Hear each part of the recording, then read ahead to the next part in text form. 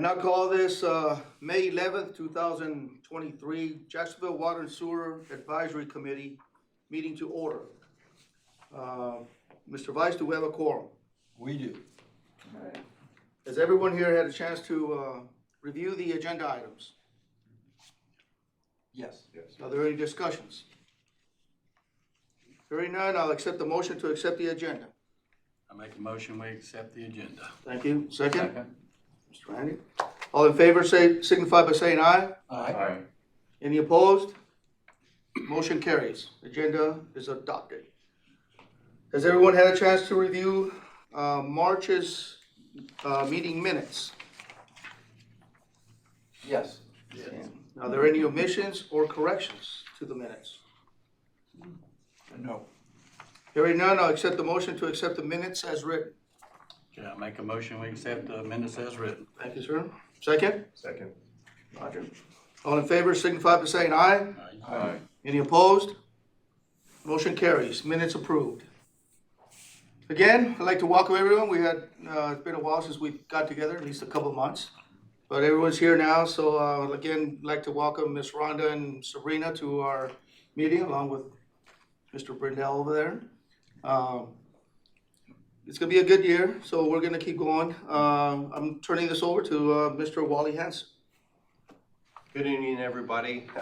Unfortunately, the last meeting, we couldn't take any action because we didn't have a quorum. So we're back before you tonight to look for support on the capital improvement plan that was submitted to you. And what we would like to do is carry your support forward to City Council. City Council does have a draft version of the capital improvement plan. It is the same as what you've seen previously with 4 changes, and Randa's actually gonna go over those 4 changes with you, kind of give you an update of where we're at.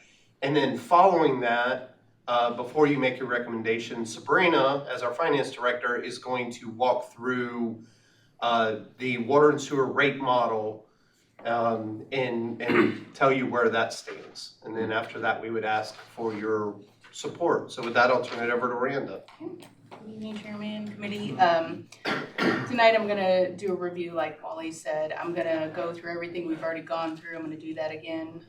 Actually, I'm just gonna touch on a few things. And the first one is, if you recall, in January, we presented projects that were in progress or near completion. We came back in February and went over projects that would be carrying over in FY24, as well as projects that would be starting in FY24. And then at our last meeting, March 9th, we went over, that's when we presented the CIP draft. We also went over future projects, and from there, I want to go over a few changes that have occurred since that March 9th capital improvement plan draft we gave you. So just really quick, we all know the capital improvement plan is a 10-year plan. It's only that first year that is funded. The other 9 years are just projected projects. We move them in and out depending on the need of the city and all that. So I want to go over a few, the water and sewer projects. They are either rehabilitation, improvement, or growth. The rehabilitation projects, they consist of repairs or replacement of failing infrastructure, usually with the rehabilitation, we try to stick with the same size or capacity. Sometimes it changes just depending on the issue that we're having with that, whether it's, the water, water pipe, sewer. These projects are funded with the monthly water and sewer rates. Our improvement projects, they consist of replacing failing infrastructure. However, there's times when we need to add capacity, and that's to reduce what we have on our system already. These are covered by the system development fees as well as the monthly water and sewer rates. It's the same with our growth projects. These are new infrastructure projects. Usually these consist of some form of growth or increase in capacity size, whatever it is. Sometimes it's, I'm trying to think of what it is. There's New sewer main, Right. Western Regional Station that we're working on. So these are a way, if we know we have a new housing development coming or ones that have already started up, we're trying to plan for those. So that's our growth projects. These are funded through the system development fees as well as the water and sewer service area. Excuse me. These numbers changed just a little bit from when we were here the last time, but again, we still have 6 NCDOT projects. 16 are water, 15 sewer, and the 9 are combined. So the projects that I wanted to bring up, there's 4 of them. The first one is the Commerce Road Waterline Extension. This was actually the Commerce Memorial Waterline Extension. The Memorial Drive, that one there, we need to get the work done quickly. Unfortunately, the Commerce Road project, this one, we need to do some more evaluation before we can proceed, and that's going to take some time, and we don't want to hold off on doing the work that needs to be done on Memorial Drive. So we've pulled out the Commerce Road, and we've made that a separate project. I believe this one is scheduled for design in 29 and then construction in 30. What is the rush for Memorial that you're saying needs to be done now? What's the We have rush? a lot of water leaks and unscheduled outages or making repairs while the water is live so that we keep the doctor's offices open. As you can imagine, Memorial Drive, starts on Western, ends on Western, runs beside Walgreens, and back around beside the hospital. And the water line actually serves, it doesn't serve the hospital, but it serves all those doctors' offices around that loop, including Memorial. There's a court in there with Anzu, I think it's diagnostics and some others on it.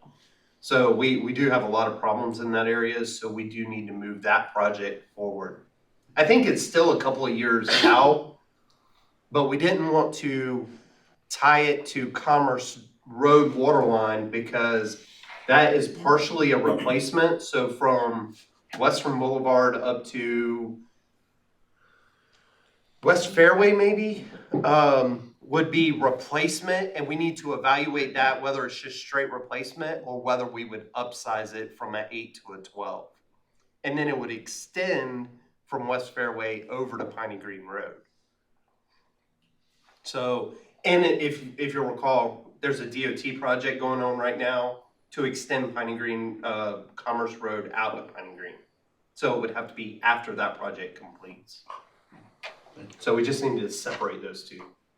So it's after the project? The high, Yes, it's off the roadway then? It is, that's correct. It would be, they left enough room within the right of way, but off of the roadway that we could extend the water line.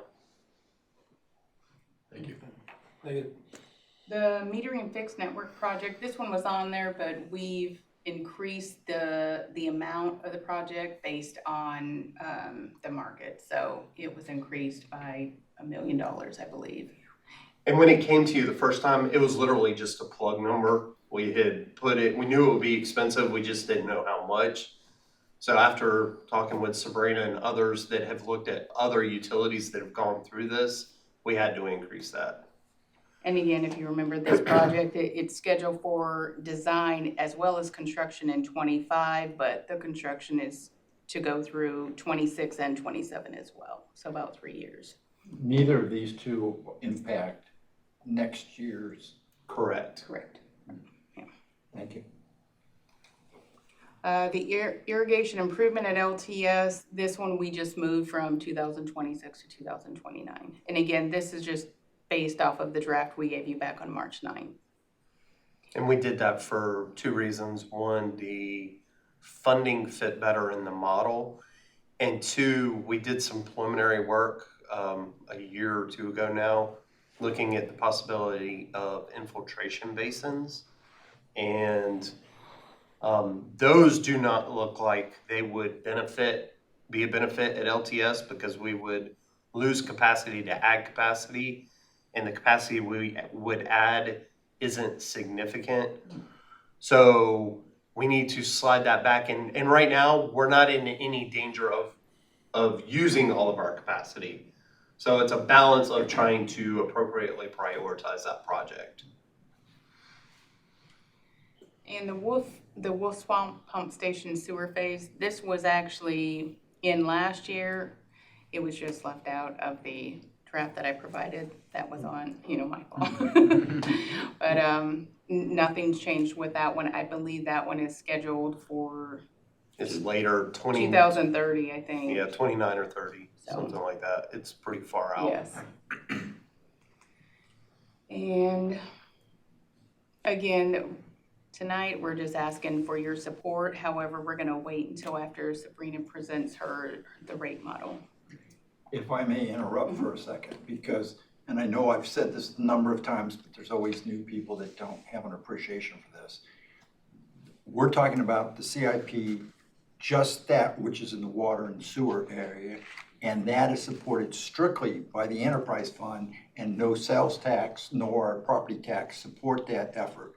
So you're balancing what we need with what revenue comes in, because it has to be supported by the enterprise fund, and you don't get any general taxes or property taxes or sales taxes. Correct. You might get support from DOT when they partner with you. Okay, just so everybody understands. And that's kind of also that projected 9 years, when I say we're moving projects in and out, again, it's based on need, but it's also, it depends on the rate model. So they put a lot of work into that part. When you say based on the rate model, it's based on expected income Yes, yep. to the enterprise fund. Correct. Yeah. Because I know finance jiggles that rate fund to their liking all the time. So, We're just not smart enough to catch them. No.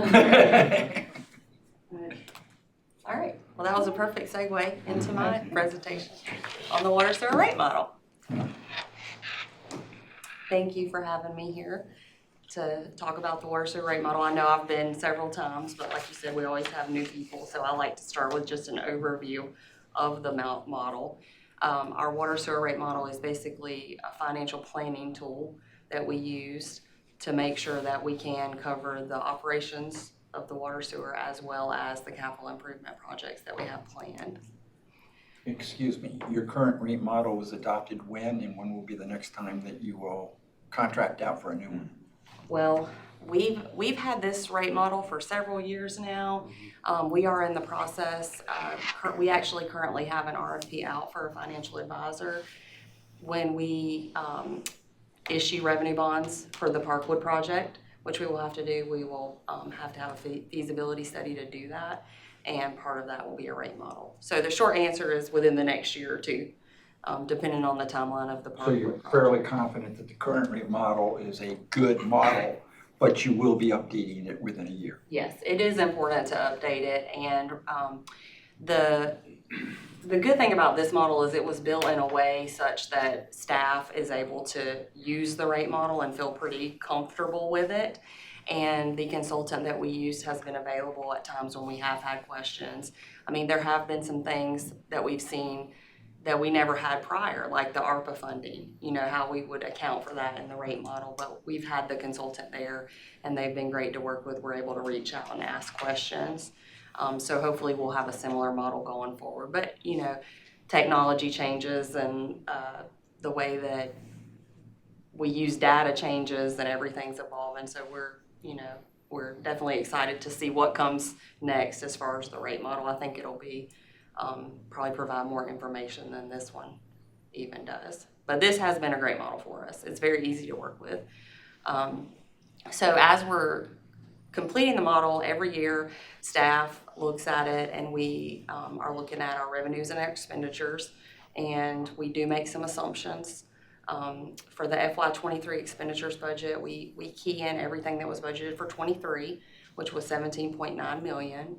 And then we key in all of the FY24 expenditures that we have budgeted at the point when we do the rate model. Sometimes those can change a little bit if council makes any decisions, but there hasn't been much of that this year that has changed. So we had keyed in $17.5 million.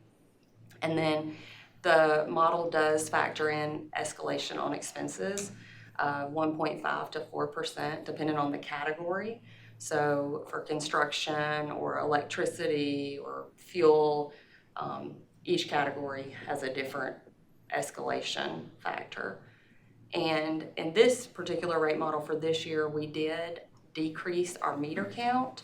We typically try to estimate what we think our growth is, but because we do have so many vacancies in Newtown Center, and that does affect our rates, we did actually have a decrease this year, which we don't normally have, but we wanted to be sure that we were accounting for that loss in revenue. We project our water usage growth at 0 right now. We just don't anticipate a lot of growth in usage. People are still being conservative with their water, and with the New River or Town Center apartments being vacant, we don't expect that to change. And we key in our CIP, the FY24 proposed CIP, with projects through 33. And like Randa said, even though we're only funding projects right now for 24, we're still using this as a planning tool for our projects. And as she was saying, we are able to look at the model and shift projects around from year to year to help keep the rate stabilized so that we don't have, $2 million in one year and $11 million in the next year. We want to be sure that we're trying to keep it as even as we can. And then we do have $29 million in state and ARPA funding that is to be used for the Parkwood Regional Project. What does ARPA stand for? I'm sorry, American Rescue Plan. That's federal funds. Yes. And this is just a look at the general information. We do plug in the number of meters and the volume and the revenue because the rate model takes all of that in to figure out what our revenue will be projected. And right now for 23, we have 21,750 meters. That's where that decreases from Newtown Center. And the usage is pretty consistent. The revenue at 9.18 million. And then the same for the sewer, we do have a slight decrease for the town center. And then again, the usage and the revenue is pretty consistent. 14.56 million on the sewer side. And then this is, I'm gonna have to look at this screen now because that's too little for me to see.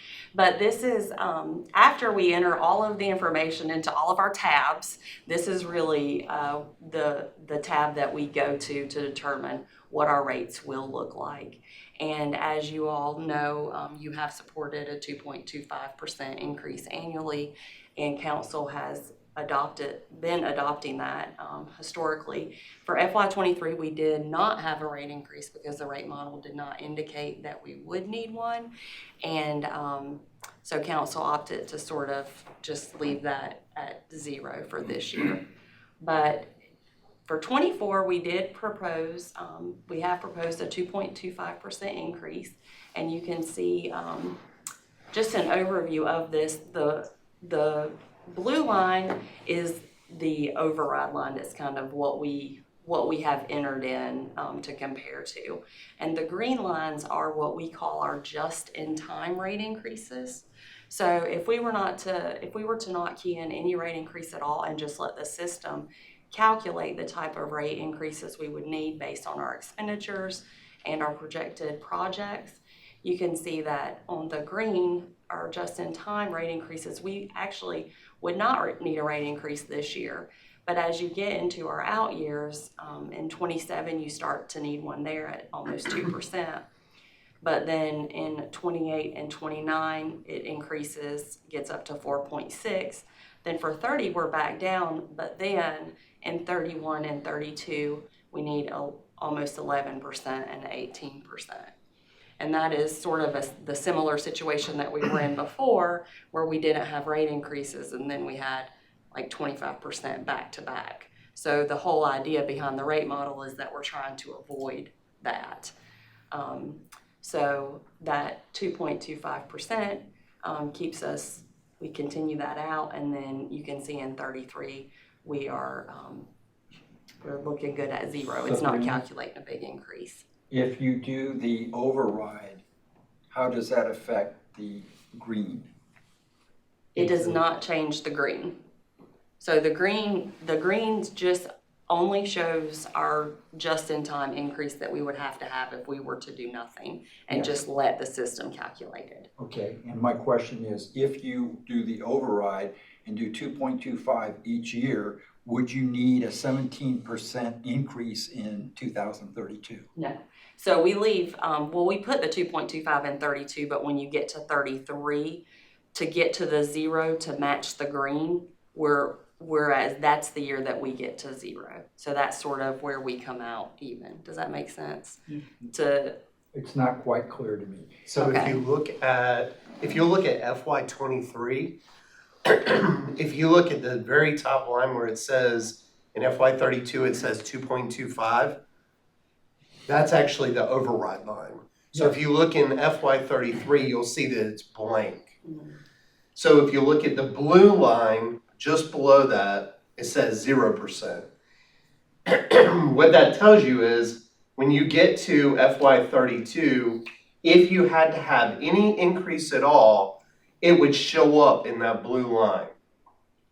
If you look at the green line, what happens is the model is telling you, based on everything that you've keyed in, that the escalation factors, growth in accounts, CIP plan, everything, each year that's what you have to have. But that doesn't So when you, assume, that does not assume that the rate increased 2.25%. correct, those two lines work independent of each Yes. other. So, So at the end, you'll see that the green line's at 0 because you had 18% the year before. yes, So the 33 is really our litmus test. So if you look at the blue line, if you do 2.25% each year, when you get to 33, and we haven't hard keyed 2.25 in, it's at 0 because you don't have to have a rate increase. Because you have built enough throughout the years with that 2.25 to cover any increase you would have had. I hear you. I'm not sure I understand what you're saying, because what I was asking was, if that 2.25 goes each year and you don't need it, but it's building up, does it wipe out that 17.61 when you get to 32? Or is that 17.61 only going to be needed, will be reduced to 2.25? No. What's the impact of at the 2.25 on the rate? In 2032, you would still only need 2.25, and in 2033, technically you don't need anything. Yes, so, So what we've done, you don't see it on this screen. I'm gonna stand up so Alan will have to follow me. I apologize, it's just easier.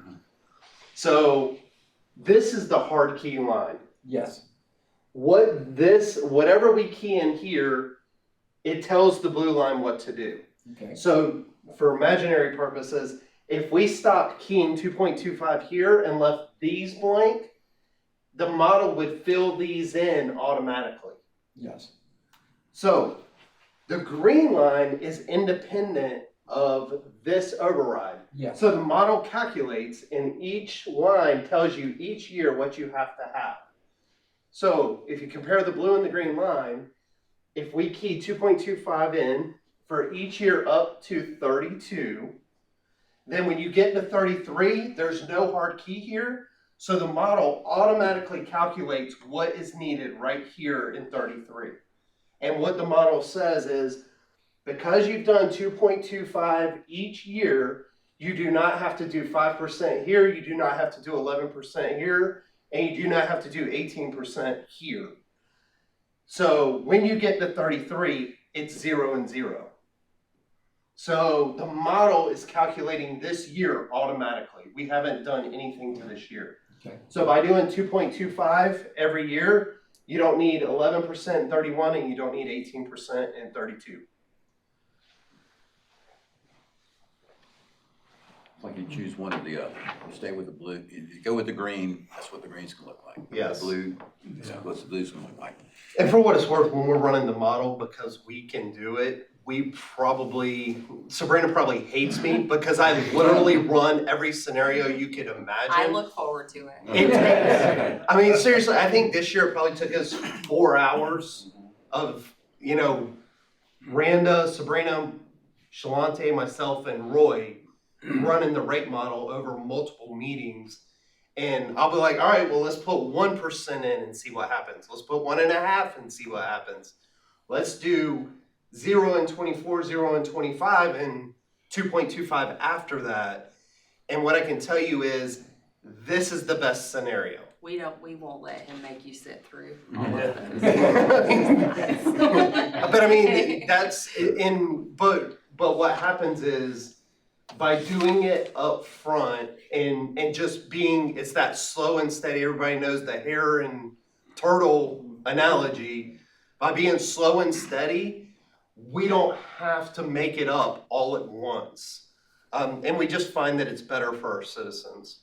And that's why, 5-10 years ago, it's been Yes. so long time, we We did. suggested that, and, Absolutely, that was an Things have been working initiative out from this for you. board. yeah. And actually, Mr. Thomas carried that forward. Yeah, he did. He was the man. Yeah. Well, And- I might be changing my mind, but anyway. Let me ask you a question though, or a few. And if you don't know, I understand. Town center I was unclear about it. I mean, I thought there was 694 units. I thought there was 694 meters, but I've learned There's not. No. So there's master meters and they're vary in size, which I can understand after the development of, you're developing, 40 units, you put in a meter, you put in 20 units, a meter. How many meters, if you don't know, it's okay, I mean, A bunch. there's still, I don't know the meters, number there's of not, obviously meters, not but- 700. No, Yeah. but there's, I've seen the spreadsheet, so I hate to guess too much, but there's probably 25 or 30 out there. Yeah, I was gonna say like 40, So, yeah. and there's a few that have individual meters, and then there's, it ranges from basically 3/4 up to 1.5 inch, I think. Oh, okay. So it took us a lot of looking, but we actually found some as-builts, and we traced the water lines through the individual, the service lines through from the meter. And unfortunately, some of our as-builts have holes in them. We just don't have it from that far back. But it is not every building has a meter, and in some cases, you would be surprised at which buildings are actually served by the meter, because there's a meter in front of a building, but it's actually served by one that's like 5 buildings down. And one meter may serve 50 units, while another meter serves 12. Yes. It's very Uh-huh. unusual, but for us, for the purposes of the rate model, because of the way we bill the master meters, they're billed at a 5/8 inch rate. Yes. So really, for us, we look at the number of units. So Oh, I if we see. have 600, I think they have about 640 on master meters, and there's like 40 occupied right now. So we take the reduction and say, well, let's put in 600 less meters in our rate model. Yeah, so for residential, we bill our master meters on an equivalent residential unit, which is exactly how we do our system development fees also. It's based on an equivalent residential unit. So you mentioned earlier Parkwood bond referendum. I mean, I thought it was up to 40 million, right, for the project. Is that? Yes. And so, but we got 29 coming In grant funds. from above. We're still looking at a general bond obligation. I mean, Right now, we have revenue bonds in the budget. We have, I think, 11 million or 9 I think million so. in revenue bonds budgeted for that project. And Budgeted doesn't mean they'll have to be executed. Doesn't have to be if funding were to come for someplace else, but right now in that project, that's what the budget is. But what we're using our cash for the other projects. oh, I see. Okay. So the other projects, we're not using, you know, Some the revenue. million, $2 million projects, we're actually cash funding. Uh-huh. We're not Sure. using revenue bonds or installment purchase. I see. So the revenue bonds are kind of offsetting. So you know, when we discussed this early on and Gail was the finance director, but the thought was instead of going out and trying to borrow against individual little projects, you have a large project you could issue revenue bonds for, get better rates. So we cash fund the other projects and then revenue bond fund that large project. And that's not really a big revenue bond. I mean, I don't think million so. is not No. a lot, but I was just thinking that we might miss that hurdle, you know, somehow with the Gotcha. additional funding that we got. Sabrina, what's the average rate right now that you're having to pay for bonds? Because with the news saying that inflation is here and people talking about the Fed rate going up, what are you looking at the bond rates? Yeah, I really don't know we haven't looked at the bonds. We just did installment purchase. We just borrowed money for equipment finance and our rate was 3.3. So it's definitely higher than what it was, but still not terrible. But I think to be conservative, I think when we budget 5. Yeah. So we're budget 5%. Which traditionally is not a bad rate. One thing I did want to point out as we're talking about this, you know, that looking out for the citizens and the beauty of doing the 2.25 every year, which I think you all are aware that if you look at the bottom, when you actually talk about the water sewer rates as you get out to 33, the difference in doing that rate increase every year, we end up at 107. While if we were to do the just-in-time increases as we need them, we're at 125. So although we may pay a little more on the front end monthly, when you get further out, it's definitely a difference in those rates. And in the minimum bill, it's even a little bit tighter than that. So the idea is admittedly, we are front loading some of that, right? Because you're paying more in the earlier years and much less in the following years. Because as you can imagine, that 125 in 33 or 33, or that 77 in 33, as you carry that out another 10 years, continues to escalate.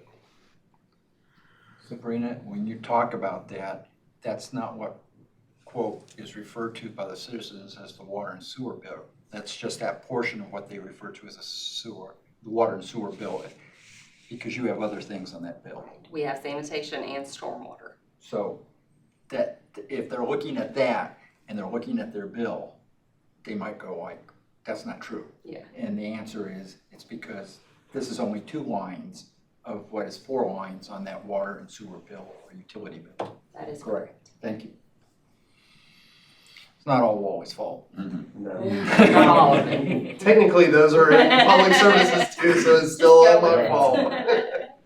And this is just another slide from the panel that we use to show our fund balance, the difference between the 2.25% and the just-in-time rate increases. The black line is our target that we'd like to maintain with our fund balance. And if you should see the just-in-time, the green, you just see that we're spending down our fund balance quicker, and we have a higher fund balance and we're more consistent. We're not such a dramatic decrease when we're using the 2.25%. Does the state require a minimum fund balance? They do not. There is a Guidance.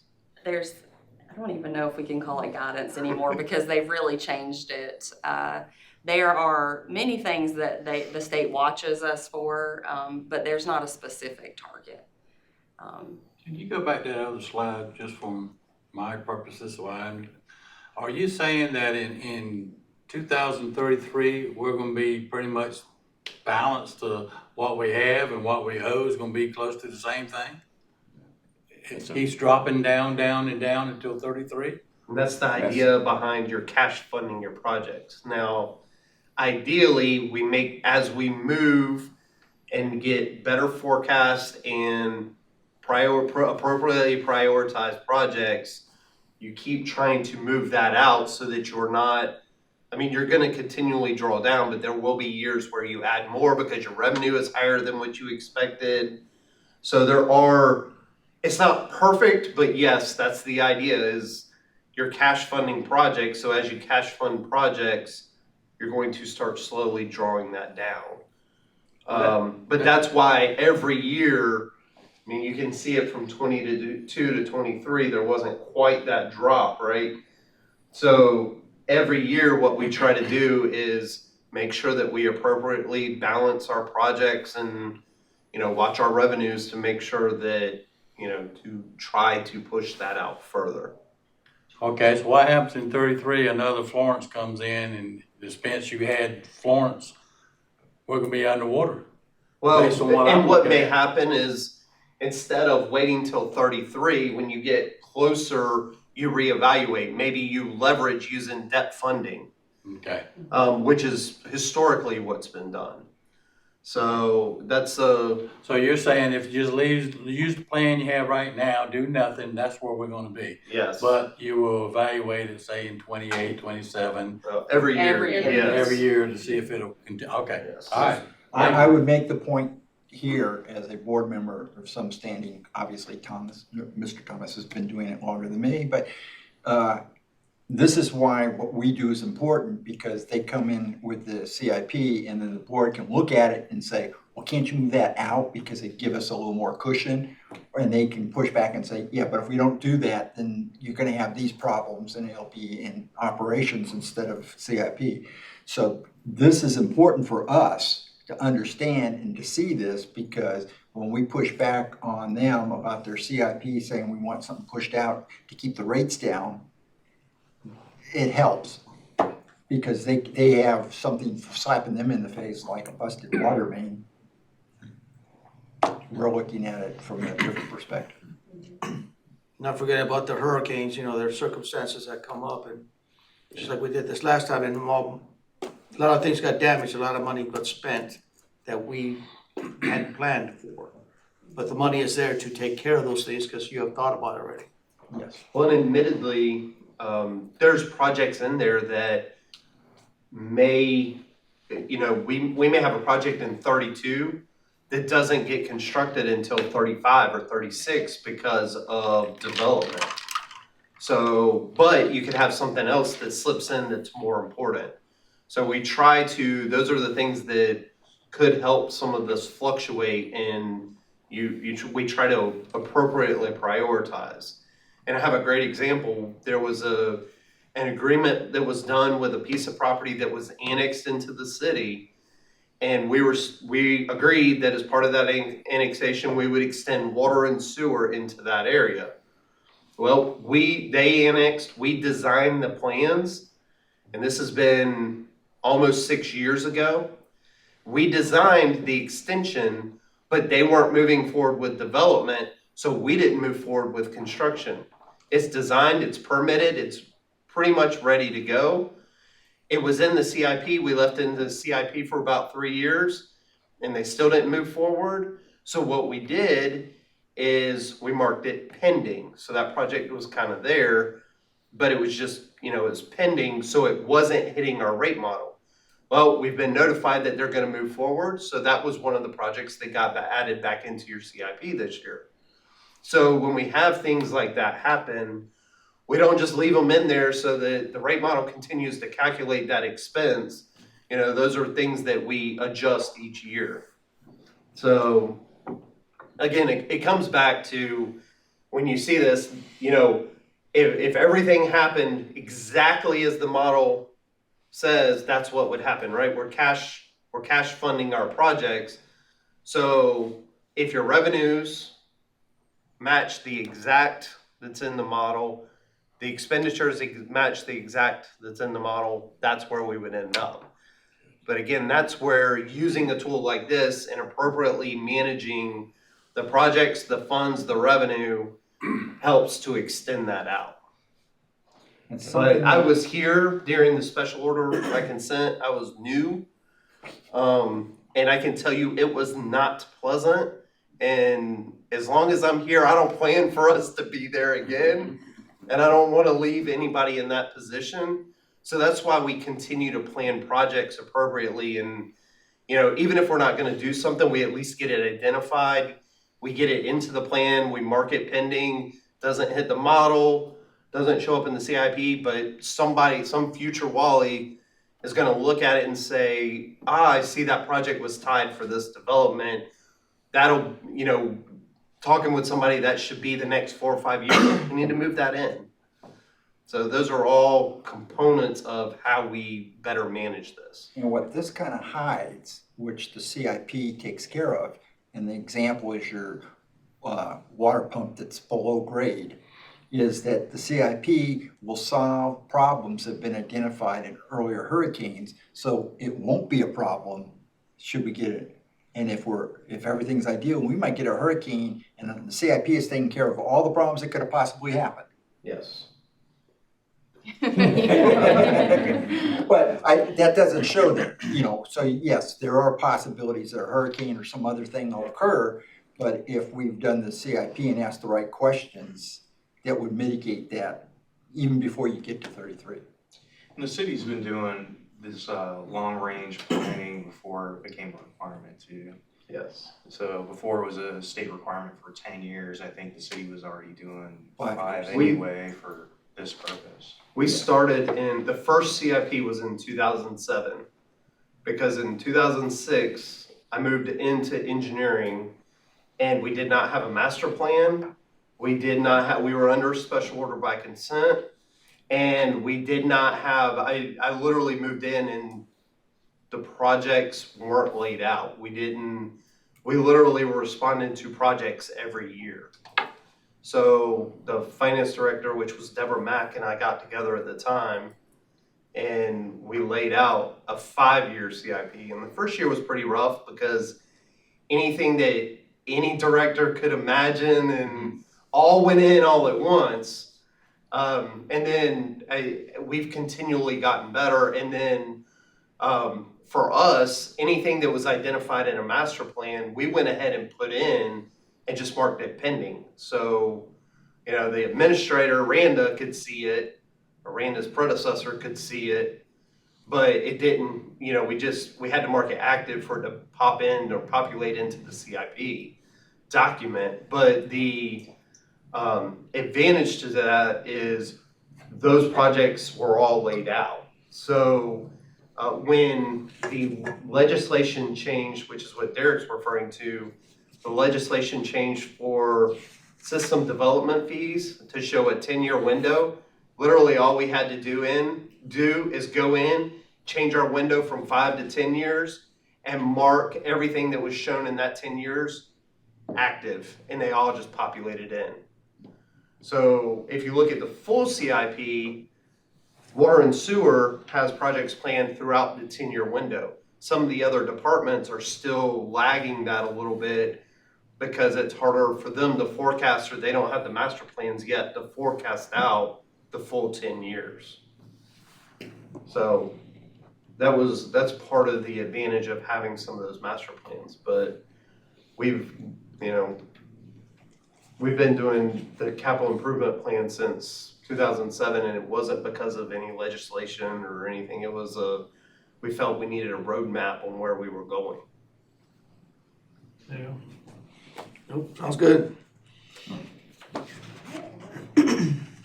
So next steps are that we will, like I said, the draft, as you've seen it with the 4 revisions tonight, has been sent to City Council for their consideration as part of the budget. It was presented to them along with the same rate model discussion. The public hearing for the budget is May 16th. So we'll have the public hearing at that date, and then we're thinking probably the first meeting in June for possible budget adoption. At this point, we haven't, we've only heard minor comments back about the CIP. We haven't had any requested changes or anything like that. So not that it couldn't happen, but I just don't foresee any changes, at least in the water and sewer area. So what we would request is, like you've done in previous years, is to make a recommendation of support of the capital improvement plan to be included into the FY24 budget. Again, only the first year would be funded, so that's the FY24 year. The rest of it would be for those planning purposes. Before we do that, may I ask the question, Sabrina? The rate increase will be voted on May 16th at 2.25?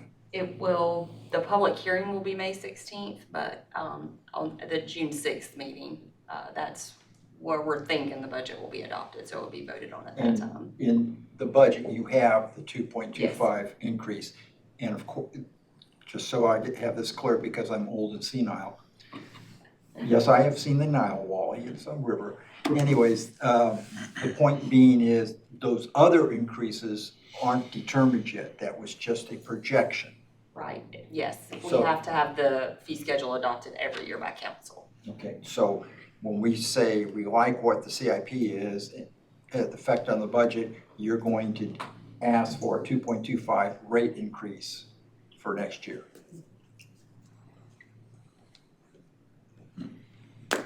I move that we give this board support to the CIP plan to go forward to the council.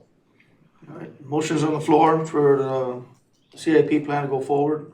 Can I ask if anybody has any questions on it before we do that? I know we've seen it, but hadn't really discussed. Anybody have any issues with it?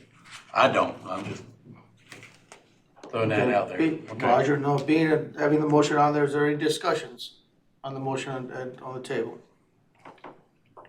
Okay, if there are none, I'll accept them. Need a second? We need a second. I'll second it. All right, Mr. Terry will second it. All in favor? Aye. Aye. Any opposed? Recommendation made that you go forward with this. We appreciate it, thank you. We appreciate the two young ladies coming and talking to us and making it simple enough for us to understand, even if Wally muddied the water. Which happens often. All right, well, all right, and into open discussions. Anything that we've talked about that we saved rounds? We have one item for you. Not that you could have missed it on the way in, but New Bridge Street is under construction. It started with the block between the gas station near Johnson Boulevard and has extended down. Now we're working on the section past Bayshore, the intersection of Bayshore. Couple of key things to note. We started on this end. That wasn't the original plan. Unfortunately, we ran into some challenges with power and primarily cable, which was they're not CenturyLink Brightspeed, or it was Sprint and then it was CenturyLink and then maybe Brightspeed or something else now. They've been turned over a couple of times. They're very slow to respond. We've had they are on the overhead poles. They're on the poles that you see in the picture. So we've had challenges in getting them off of those poles. Duke Power has worked very well with us. They're actually completely off of the poles now. They're on New Bridge Street and have come through and cut off the tops of their poles. Once we get Brightspeed or CenturyLink or whoever they are now off, then what we'll do is Duke will come back and pull all those poles for us. So we started on the end closest to Johnson Boulevard to allow coordination with their work. And we started with the water line installation. So all the way up to the point you see in the picture now has new water line in the street. It has not been activated, it's not been tested yet. And the businesses have not been tied in because we're going to continue working up toward Warlake. Once they finish the water line, the idea is that at that point, there should be plenty of time for the pole Brightspeed to be off of the poles to be pulled. And then we'll start working on the stormwater closest to Warlick Street. It'll actually come across from the old Iwo Jima Theater and then run right up I guess that's the northern side of Newbridge Street, and the work will be right under the curb. So just kind of update some of the things that we're still trying to coordinate is how to get pedestrians safely across, and parking, where right now the way we've got it is the contractor's required to keep one direction open, so the opposite side of where they're working remains open along with the parking on that side. So that does leave good on-street parking along Newbridge Street. The challenge is when they're working, they have to have the chain link fence you see in the picture for pedestrian safety, which means we have to figure out ways to get them across. And right now, what they're having to do is go to the end of the block and cross and then walk up behind. So those are things that we're gonna have to work out. It hasn't been as big of a challenge on the first section, but as we get in front of like Johnson Drugs, that will be a challenge. So those are things that we're trying to look at and coordinate. So, but it's nice to see movement. And unless there's, I guess, two other things about Newbridge Street, just for general public, I think the signals have come down. The signal at Bayshore and Newbridge is planned to be replaced once the project finishes. But talking with transportation, they felt like it was creating some confusion because it was in flash, and really you only had a three-way intersection. So you had traffic in one direction, and then Bayshore was teeing into it. So it's gone to stop condition, and it'll go to the same when we open up the other side. And then once the project's finished, we'll come back and install a signal. And then secondly, right now, because Duke is off of with their overhead power so the poles can be removed, there's no street lights. So the street lights have been de-energized for about a week and a half or 2 weeks now, which does make Newbridge Street dark. So that's something that we're trying to, we haven't received any complaints, but we'd rather not receive complaints, so we're trying to figure out an option.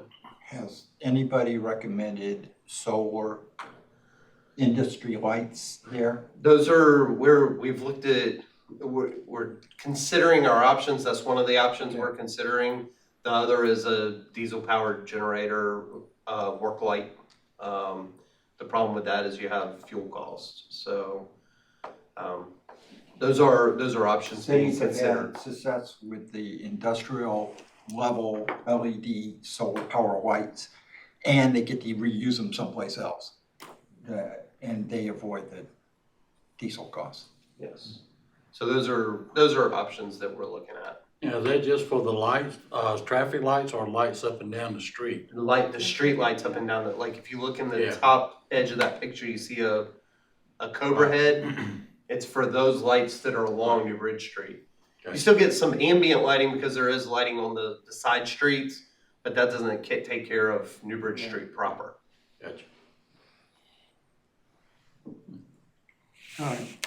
No, those are the good options, of course, lighting up that street there at nighttime keeps the area under surveillance also, so it always helps out. And I'm glad you mentioned that. I should have mentioned that we have asked JPD, Jacksonville Police Department, to step up their patrols of this area because of that. So, and they've agreed to do that. Well, it makes perfect sense. Gotta keep everything safe out there. All right, if there are other topics or discussions, any other issues we need to talk about? All right, hearing none, our next meeting is at 5:30 on Thursday, July 13th. Same place, same channel. June 8th. June 8th. Skipping June. Where is it? We could skip. You read the one. Oh, the June, yeah, I'm sorry, June 8th. I'm already thinking ahead, see, just like the CIP, I'll be thinking ahead. And just for your information, for July, we typically cancel that meeting anyway because it falls fairly close to July 4th. So historically, we've canceled that meeting anyway, so you can probably plan on that this year. I don't foresee anything that wouldn't wait till August. or that we couldn't do in June. All right, roger that. If there's no other order of business, I'll accept a motion to adjourn. So move. All right, second? Second. All right, meeting adjourned.